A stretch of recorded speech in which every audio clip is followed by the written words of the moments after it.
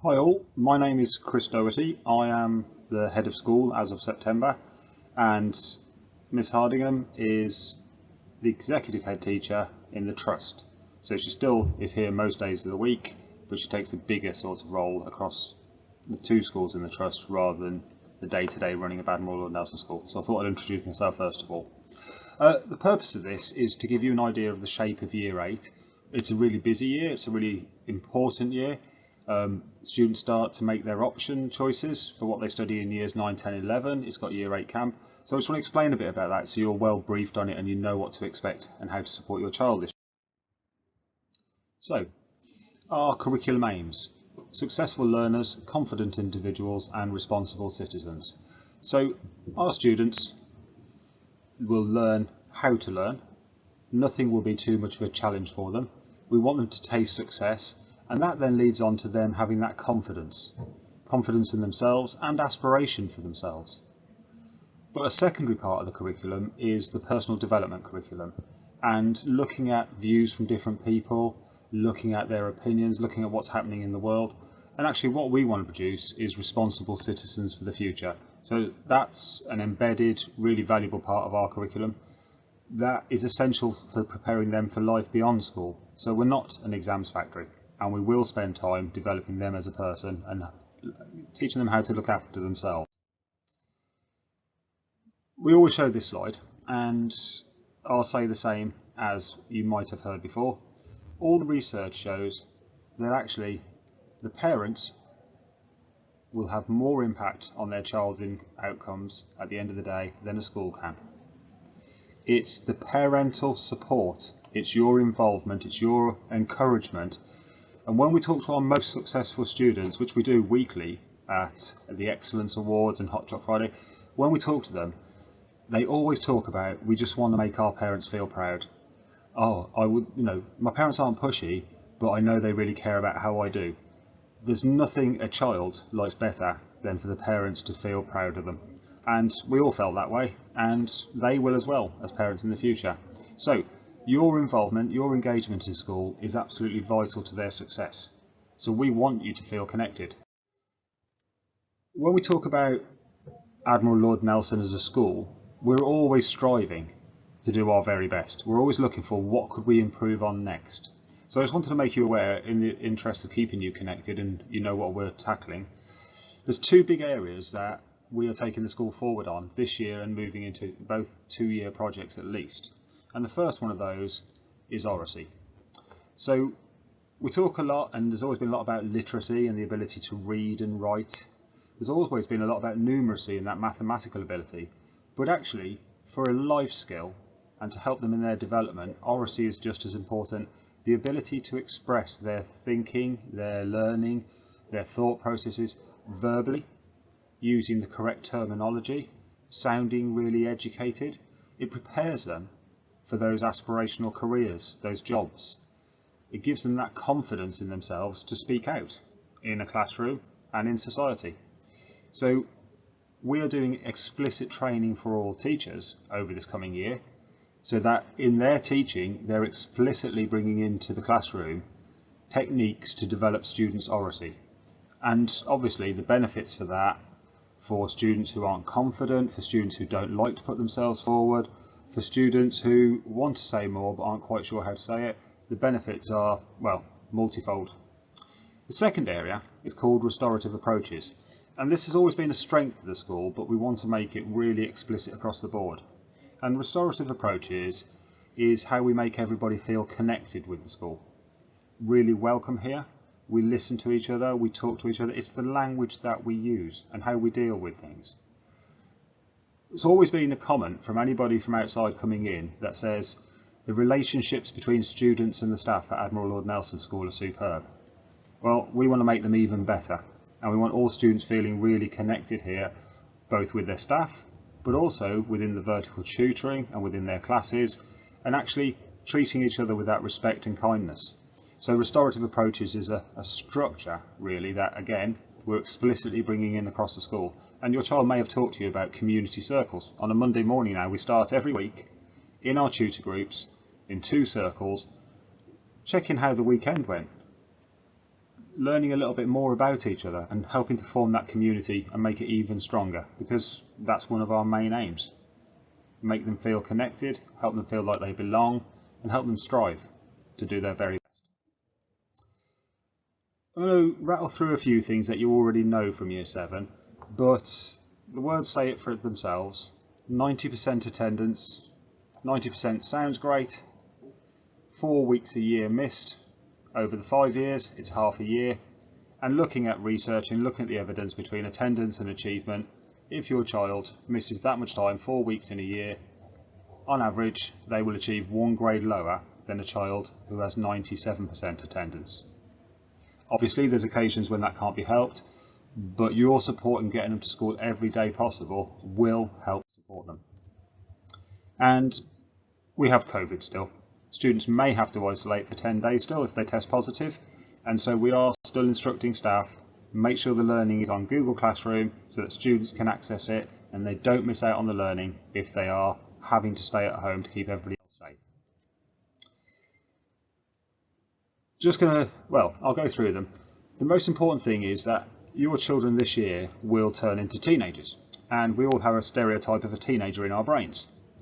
The mood swings, the risk taking, the apathy, the maybe not caring, and those are generalizations, and not all teenagers are like that. But actually, the reason why we talk about moody teenagers or mention that is a lot of people are like that. It's not a choice. Nobody chooses, oh, it's my turn to be a moody teenager. It is actually due to the brain rearrangement and them actually developing and growing into an adult. So from a parent point of view, I have one teenager and I have one teenager on the way, as many of you have. So what do they need? They absolutely need praise. The growth mindset. Praise them when they do things well. Try not to put a but into it. Try not to always push for more, because all they'll hear is they'll think you're criticising. Praise. Avoid the criticism. Teenage brains aren't very good at looking at the big picture. They're much more interested in what is happening today and what might be happening tomorrow. They're very good at catastrophising. They're very good at, I can't do this. This is impossible. What we need is, I can't do this yet. This is quite difficult. I'm going to need help with this. I can do this bit. Which bits can you do, rather than catastrophising over the whole thing? And obviously, in terms of focusing and concentrating and doing homework, or even trying to just get a good sleep, you taking their devices away, you setting down the boundaries of what time they go to bed, etc., just as important now as you did when they were 4, 5 and 6 years old. So really, really encourage healthy sleep patterns. I know at home, if my teenager has not had enough sleep, I get moods and drops the next day. If they're well rested, they're a much calmer, focused individual. Work area. No distractions. No phones pinging with Instagram updates every 3 seconds to distract them. So time with their phone, and then time agreed without their phone. And then the last point is really essential. When we talk to teenagers, and when you read this research about them, they don't feel listened to. They feel very much that they're not in control, that other people are controlling their lives. Well, that's partly true because they are still children, but they like to be listened to rather than talked at and told what is right and wrong. So even though it's not a valid point, the fact that you've listened to them and then negotiated to where you want the situation to be at home, that will really help them in that development. So you don't have to agree with them, but it's a great idea to listen to them. Okay, great way to find a way to praise them. Check Insight, see if there's positives on there, give them some praise, maybe have a reward, maybe set them a target and say, if you can do this by half term or by Christmas with your grades, then we'll maybe do this, etc. Look at their books. We've had a massive push over the last couple of years on the pride and presentation. Some of the work looks phenomenal. How often do you look at your children's books and actually go, oh wow, this looks great. How great is that work there? Can you explain this to me? They would absolutely love that. Now, I will say at this point, you might be sceptical. They might not show, as they get older, that they love it. They might grumph and humph a little bit. Actually, on the inside, beyond all of that, they will love the fact that you're interested in it and that you like it and you're praising them on their work. It's just human nature. They love praise. They feed off it, like everybody does. When we think we're doing a great job, changes your whole mood, changes your whole outlook towards everything. Attitude to learning, keep an eye on that. If it falls below a B, then maybe that's a discussion between you and that subject teacher. I would personally get involved and ask what do they need to be doing. Let's agree a plan forward on the way forward. We want to work together with you. We want you connected. The independent learning, hopefully you have the Show My Homework app. Hopefully you've got a password for that. If you haven't, you can email through to the admin team and they'll get that sorted for you if you've lost yours or forgotten it.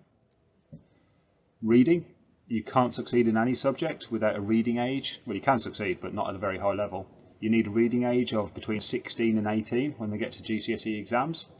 The only way you get that and you improve your reading age is regular reading. I found it really easy when my daughter was at junior school to read with her regularly.